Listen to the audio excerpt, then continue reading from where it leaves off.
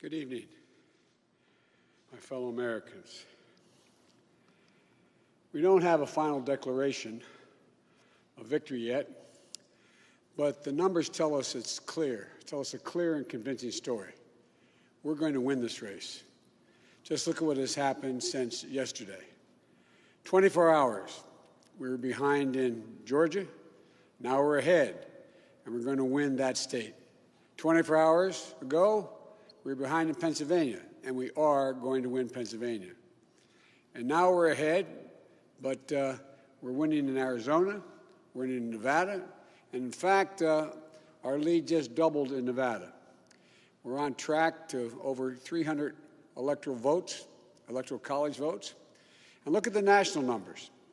We're going to win this race with a clear majority of the nation behind us. We've gotten over 74 million votes.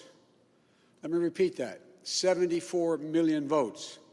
That's more than any presidential ticket has ever gotten in the history of the United States of America. And our vote total is still growing. We're beating Donald Trump by over 4 million votes. And that's a margin that's still growing as well. One of the things I'm especially proud of is how well we've done across America. And we're going to be the first Democrat to win in Arizona in 24 years. We're going to be the first Democrat to win Georgia in 28 years. And we've rebuilt the blue wall in the middle of the country that crumbled just 4 years ago. Pennsylvania, Michigan, Wisconsin, the heartland of this nation. I know watching these vote tallies on TV moves very slow, and as slow as it goes, it can be numbing. But never forget, the tallies aren't just numbers. They represent votes and voters, men and women who exercise their fundamental right to have their voice heard. And what's becoming clear each hour is that record number of Americans of all races, faiths, religions chose change over more of the same. They've given us a mandate for action on COVID, the economy, climate change, systemic racism. They made it clear they want the country to come together, not continue to pull apart. The people spoke, more than 74 million Americans, and they spoke loudly for our ticket. But while we're waiting for the final results, I want people to know we're not waiting to get the work done and start the process.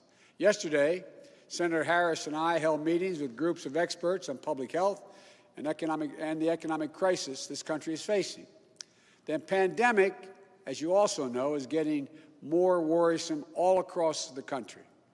Daily cases are skyrocketing, and it's now believed that we could see as many as 200,000 cases in a single day. The death toll is approaching 240,000 lives lost to this virus. That's 240,000 empty chairs, kitchen tables, and dining room tables all across America.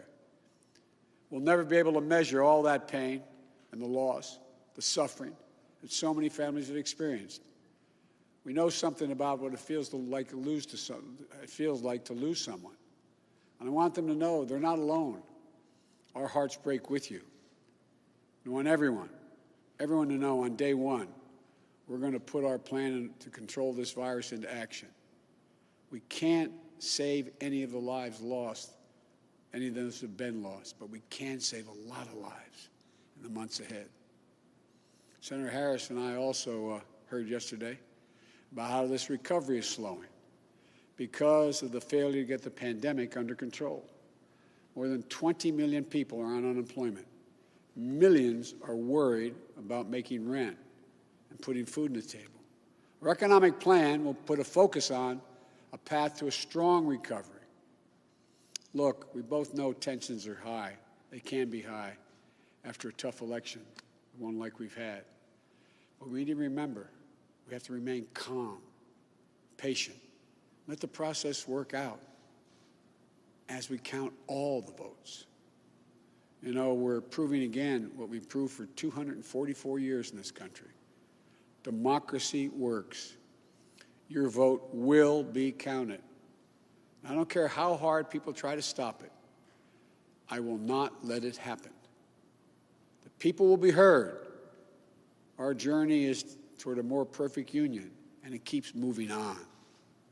In America, we hold strong views. We have strong disagreements, and that's okay. Strong disagreements are inevitable in a democracy, and strong disagreements are healthy. They're a sign of a vigorous debate, of deeply held views.